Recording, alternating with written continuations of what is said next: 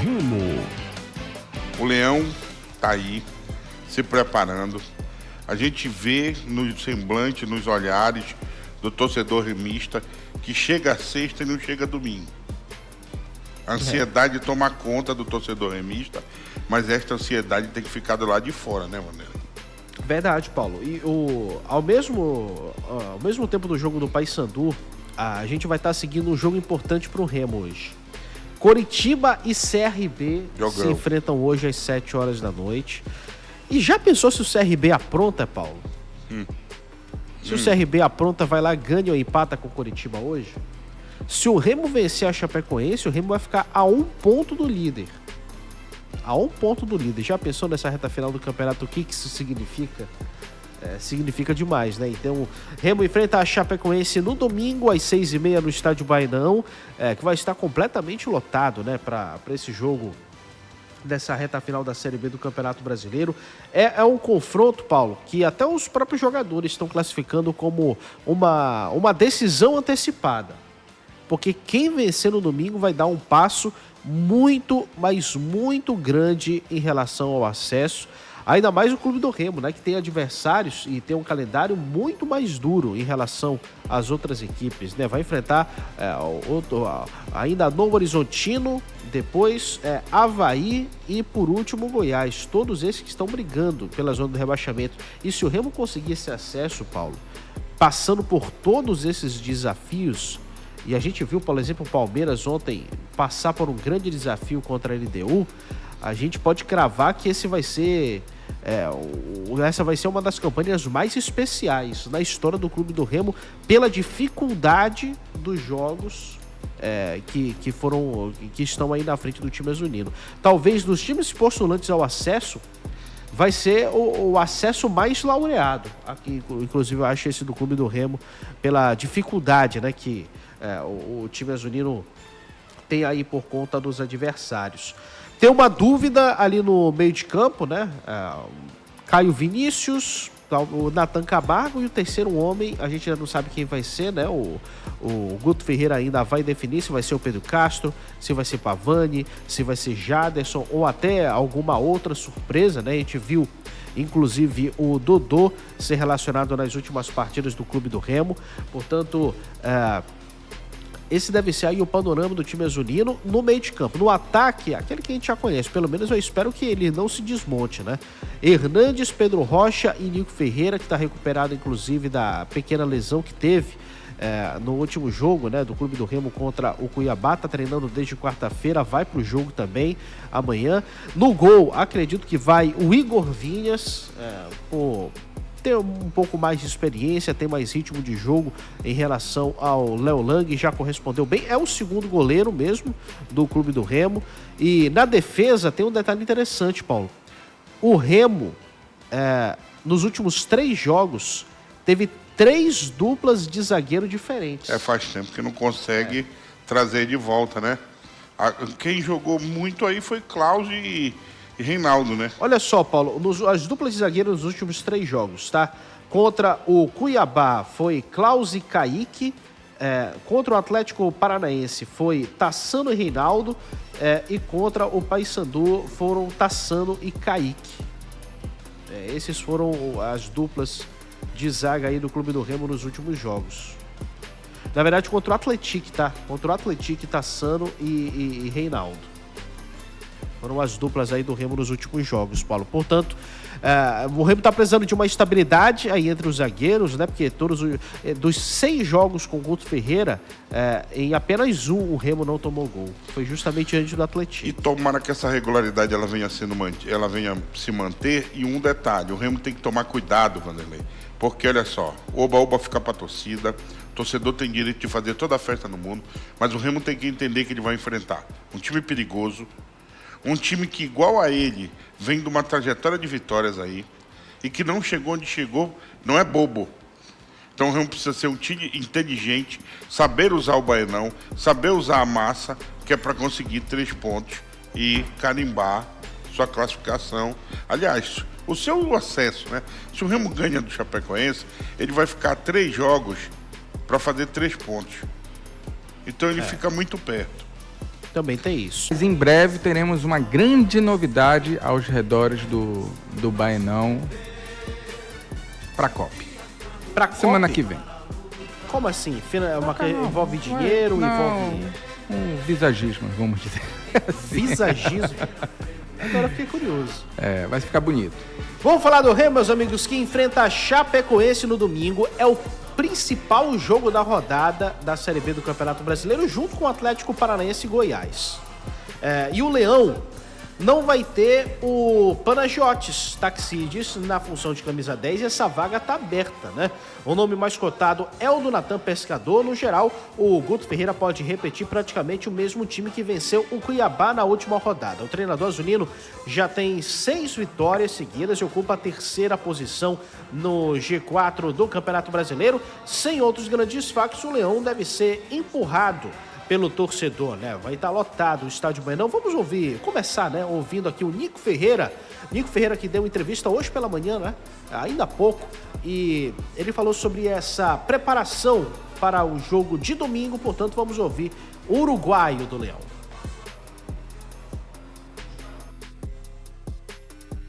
Ser un juego fundamental para nosotros, poder conseguir la victoria.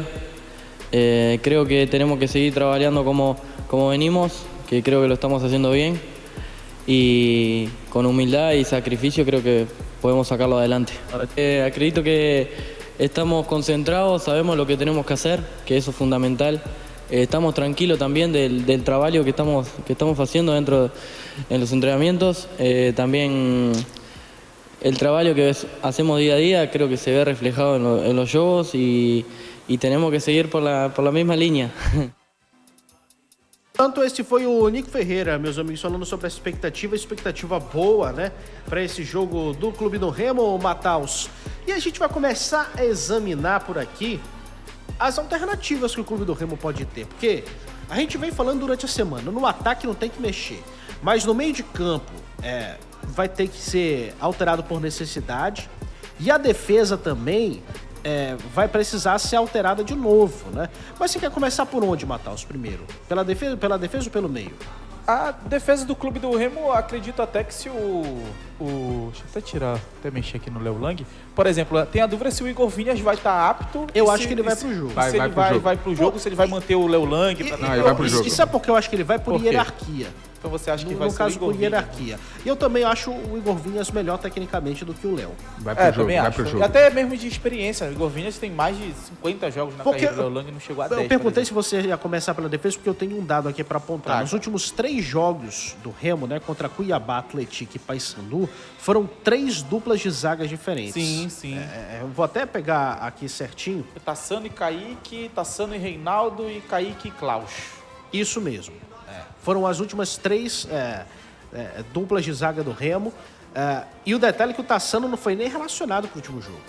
E essa dupla de zaga, pra mim, hoje, dentro de um contexto geral, é com Kaique e Klaus, porque eles são talvez os que mais se complementam. Por exemplo, o Reinaldo é um cara que foi capitão do Clube do Remo, é um dos capitães do time dentro do elenco, mas é um cara de característica talvez mais parecido com o do Klaus. Se fosse num geral, eu montaria uma defesa com Kaique e Reinaldo, mas como o Klaus voltou bem, e é um cara que te entrega muito essa solidez defensiva, mantém ele por ali pela direita e bota o Kaique na esquerda. Então acho que a estrutura do Remo não precisa mexer tanto. Expectativa é que o Remo vá com Marcelinho, Klaus, Kaique e Jorge. Jorge, que é um lateral que segura muito na questão da marcação do Clube do Remo, e é um cara que dá inclusive liberdade pro Marcelinho subir, porque tem um Jorge que vai segurar essa parada por aqui. Dupla de volantes deve ser com Pedro Castro e Caio Vinícius, e aqui a gente coloca o Natan Pescador como esse provável meia, mas que não necessariamente pode ser. Quem sabe até o Natan Camargo, a gente não precisa nem mudar a peça aqui,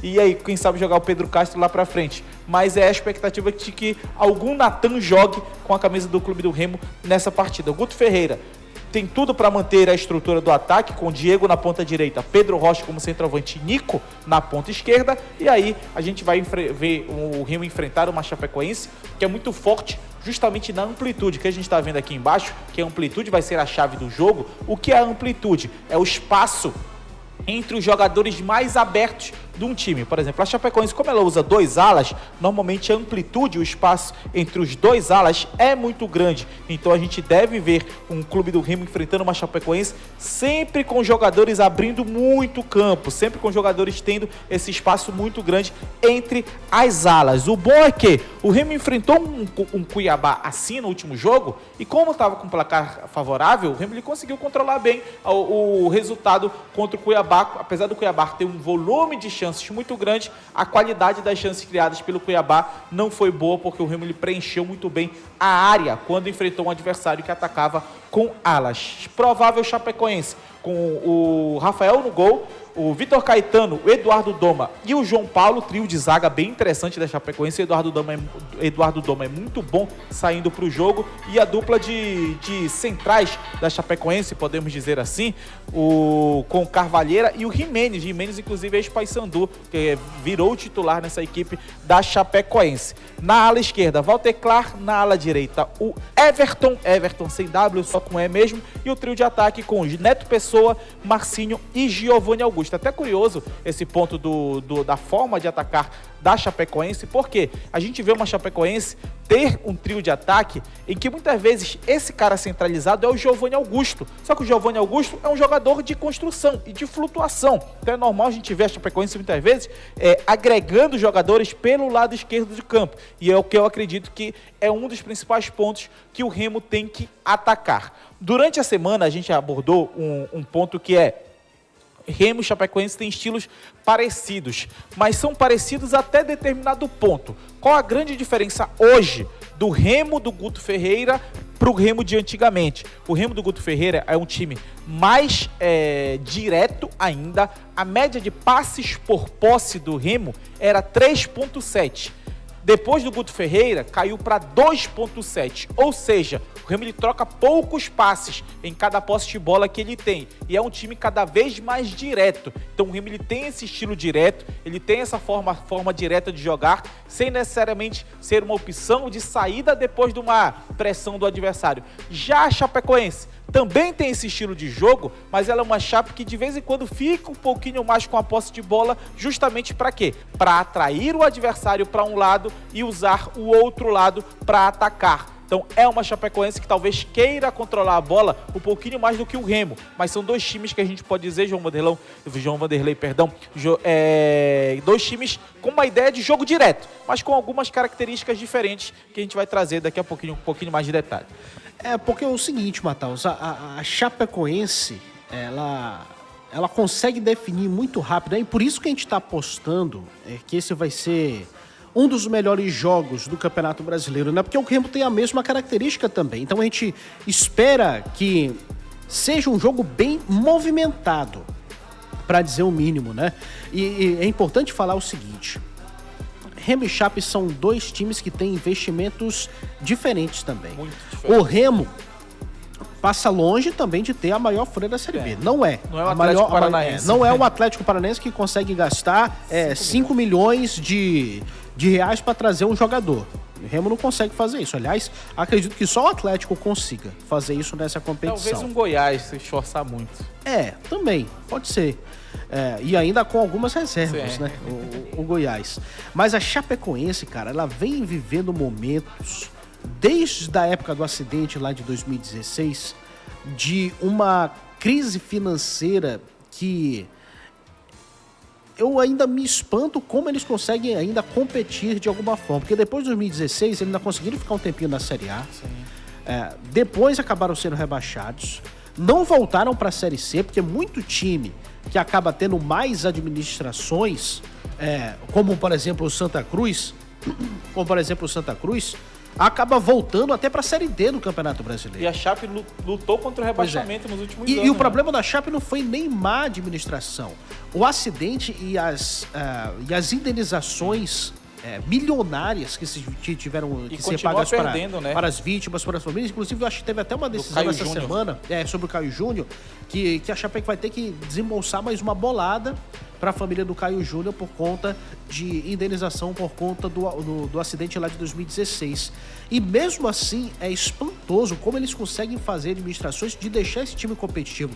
A Chapecoense conseguiu trazer bons jogadores, alguns até com passagens no futebol paraense. E alguns se tá recuperando, fazendo, né? e tá fazendo esses caras renderem de uma maneira que é impressionante. Com O pouco. Barão tendo um crescimento nessa reta final é o Jimenez. E aqui na Chapecoense, o que o Remo tem que fazer principalmente para incomodar o jogo dessa Chapecoense? A Chape, normalmente na saída de bola, ela acaba segurando um pouquinho o Walter Clark, o ala pela esquerda, e libera bastante o Everton, o ala pela direita. Então é normal a gente ver a Chapecoense com uma saída de bola tendo esse jogador um pouquinho mais sustentando a saída de bola, que seria o Walter Clark, e o outro jogador muito espetado lá na frente justamente para incomodar o lateral do adversário. Nesse caso aqui, como o Remo tem um Jorge como lateral esquerdo, eu acredito que o Jorge pode acabar se segurando bem nessa questão defensiva. O Sávio eu já não sei. Talvez o Sávio sinta, mas eu imagino que o Jorge vai ser titular e o Remo ainda tem o Nico para ajudar nessa marcação do ala adversário. Então é uma Chape que normalmente gosta de quê? Atrair o adversário para fazer a pressão num setor do campo e aí tentar justamente as inversões, ou seja, é uma Chapecoense que ela agrega jogadores pelo lado do campo, principalmente o lado esquerdo, enquanto isso, e aqui a gente vê muita movimentação do Giovanni Augusto e do Marcinho ajudando na construção, são jogadores bem importantes nessa construção, para quê? Para ter um espaço, uma linha de passe interessante, e é um passe arriscado, é um passe difícil, mas é um passe que quando entra a gente sabe que é difícil a defesa tirar, que é esse passe na inversão de jogo, ou seja, um passe que a bola acaba indo de um lado para o outro do campo. Então essa é uma jogada muito clássica dessa Chapecoense. O Remo ele não pode deixar a Chape ter essa linha de passe diagonal livre, porque é um time que explora muito bem isso, explora inclusive em momentos em que o adversário está meio que desligado e tudo mais. Tem um movimento no futebol que é a basculação, ou seja, é o balanço defensivo que o time faz justamente para ir para um lado. Então normalmente quando um time adversário está atacando por um lado, o time que está sendo atacado, ele faz o balanço para aquele lado para tentar segurar um pouquinho mais a marcação e fechar a linha de passe, fechar a pressão. Se o Remo conseguir recuperar essa bola rapidamente nesse campo de ataque, a tendência é que ele consiga criar chance de fazer o gol. Mas se ele não conseguir recuperar essa bola, a Chapecoense não tem medo nenhum de dar essa bola longa. Então vê como ela é um time que tenta construir curto, mas se pintar a oportunidade, inverte o jogo e faz essa bola longa. Essa é uma das primeiras chaves que o Remo tem que travar no jogo da Chapecoense. É não deixar o time inverter o passe, não deixar o time inverter essas bolas. Perdeu o Mailton, uma grande perda. Mas o Everton, por exemplo, dos últimos 10 gols da Chapecoense, ele já participou de 3. O Walter Clark participou de 2. Tem um gol, inclusive, que é passe do Clark para o Everton. Ou seja, os alas da Chapecoense continuam muito fortes, mesmo depois dela perder o Mailton.